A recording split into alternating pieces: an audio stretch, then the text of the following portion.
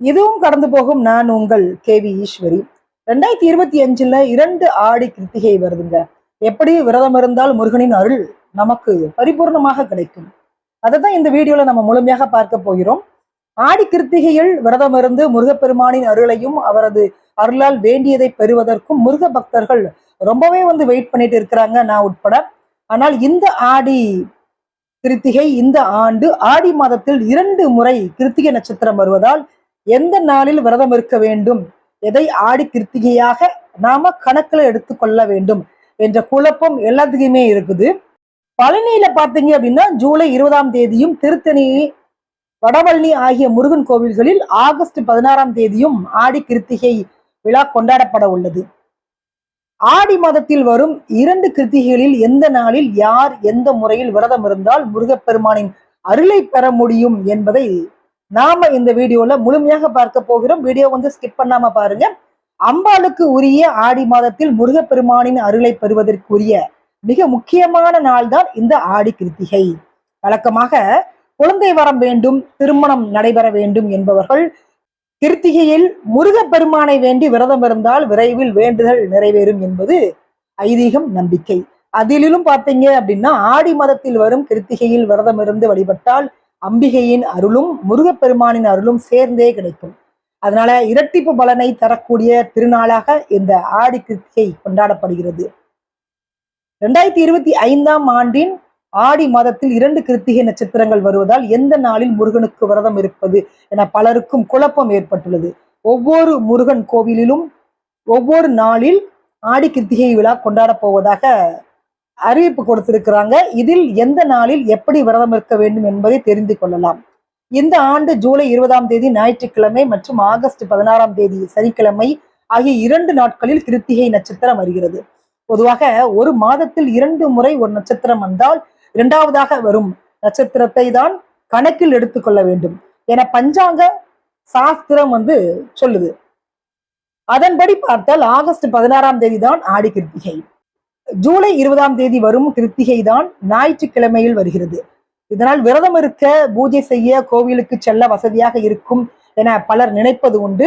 ஜூலை 20ஆம் தேதி, ஆகஸ்ட் 16ஆம் தேதி 2மே கிருத்திகை நட்சத்திரம் தான். அதனால் 2இல் எந்த நாளில் விரதம் இருந்தாலும் முருகப்பெருமானின் அருள் நிச்சயமாக உங்களுக்கு கிடைக்கும். சாதாரணமாக கிருத்திகை விரதம் இருப்பவர்கள் ஜூலை 20ஆம் தேதியும், குழந்தை மற்றும் திருமணத்திற்காக வேண்டி பட்டினியாக இருந்து கிருத்திகை விரதம் இருப்பவர்கள் ஆகஸ்ட் 16ஆம் தேதியும் விரதம் இருப்பது சிறப்பு. 2மே சிறப்புக்குரிய நாள் தான். அதனால எந்த நாளில் முடிகிறதோ அந்த நாளில் அல்லது 2 நாட்களிலுமே விரதம் நீங்க இருக்கலாம். ஆகஸ்ட் 16 யார் யார் விரதம் இருக்கலாம் தெரியுங்களா? கடன் பிரச்சனையால் தாங்க முடியாத சிக்கல்கள், பிரச்சனையில் இருப்பவர்கள் ஆகஸ்ட் 16ஆம் தேதி விரதம் இருந்து வழிபடலாம். காரணம், அன்றைய தினம் தேய்பிறை அஷ்டமியுடன் இணைந்து வருகிறது. அன்றைய தினம் அதிகாலை 1:16 மணிக்கே அஷ்டமி திதி துவங்கி நாள் முழுவதும் அஷ்டமி உள்ளது. அன்று கிருஷ்ணர் அவதரித்த கோகுலாஷ்டமி நாளும் கூட. இந்த நாளில் கால பைரவரையும் முருகப்பெருமானையும் அம்பிகையையும் வழிபட்டால் 2 மடங்கு பலன் கிடைக்கும். இந்த நாளில் விரதம் இருந்தால் கிருத்திகை விரதம் இருந்த பலனும் தேய்பிறை அஷ்டமி இருந்த பலனும் நிச்சயமாக உங்களுக்கு கிடைக்கும். ஒரு விஷயம் கண்டிப்பாக நடந்தே தீர வேண்டும் என்பவர்கள் ஆடி கிருத்திகை அன்று முழு நேரம் பட்டினியாக இருந்து விரதம் இருப்பது ரொம்ப நல்லதுங்க. ஜூலை 20ஆம் தேதி அதிகாலை 12:14 மணி துவங்கி இரவு 10:36 வரை கிருத்திகை நட்சத்திரம் உள்ளது. அதே போல் ஆகஸ்ட் 16ஆம் தேதி காலை 8:27 மணிக்கு துவங்கி ஆகஸ்ட் 17ஆம் தேதி காலை 6:48 மணி வரை கிருத்திகை நட்சத்திரம் உள்ளது. இதனால் ஆடி கிருத்திகை விரதம் இருப்பவர்கள் அதிகாலையிலேயே எழுந்து குளித்துவிட்டு விரதத்தை துவக்கி விடலாம். முடிந்தவர்கள் முழு நேரமும் விரதம் இருக்கலாம், அதாவது சாப்பிடாமல் விரதம் இருக்கலாம். முடியாதவர்கள் பால், பழம் மட்டும் சாப்பிட்டும் விரதம் இருக்கலாம். முருகப்பெருமானுக்கு சிவப்பு நிற மலர்கள் சூட்டி சட்கோண கோலமிட்டு அதன் மீது 6 அகல் விளக்குகளில் விளக்கேற்ற வேண்டும். நைவேத்தியமாக காய்ச்சிய பால், தேன் கலந்து வைத்து படைக்கலாம். கந்த சஷ்டி கவசம், கந்தர் அனுபூதி, கந்தர் அலங்காரம், திருப்புகழ் என எது தெரியுமோ உங்களுக்கு அதை படித்து வழிபடலாம்.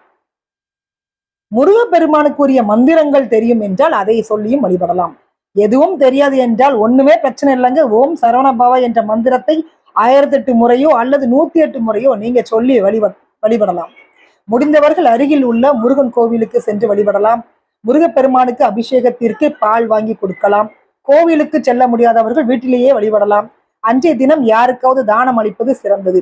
அன்றைய தினம் முருகப்பெருமானை வழிபடுவதுடன் அம்பிகையும் மனதார நினைத்து வழிபட வேண்டும். காலையில் வழிபட்டதை போலவே மாலையிலும் ஷட்கோண தீபம் ஏற்றி வழிபட வேண்டும். முருகனுக்குரிய பாடல்கள் மந்திரங்களை சொல்லி வழிபட்ட பிறகு விரதத்தை நிறைவு செய்யலாம். இந்த முறையில் ஆடி கிருத்திகை விரதம் இருந்தால் முருகப்பெருமானின் அருள் நிச்சயம் உங்களுக்கு கிடைக்கும். மீண்டும் ஒரு நல்ல ஆன்மீக பதிவுடன் உங்களை சந்திக்கிறேன். அதுவரை உங்களிடமிருந்து விடைபெறுவது உங்கள் கேவி ஈஸ்வரி. கமெண்ட்ல ஓம் நம சிவாய எழுத மறந்துடாதீங்க. எதை பற்றியுமே திங்க் பண்ணாதீங்க. எல்லாமே நல்லபடியாக நடக்கும். முழு நேரமும் கடவுள்கிட்ட நீங்க சரண்டர் ஆயிட்டீங்க அப்படின்னா உங்களுக்கு இருக்கிற ப்ரெஷரு சுகர் எதுவுமே உங்ககிட்ட இருக்காது. எல்லாமே அவன் எடுத்துப்பான். அதனால நீங்க கவலைப்படாதீங்க.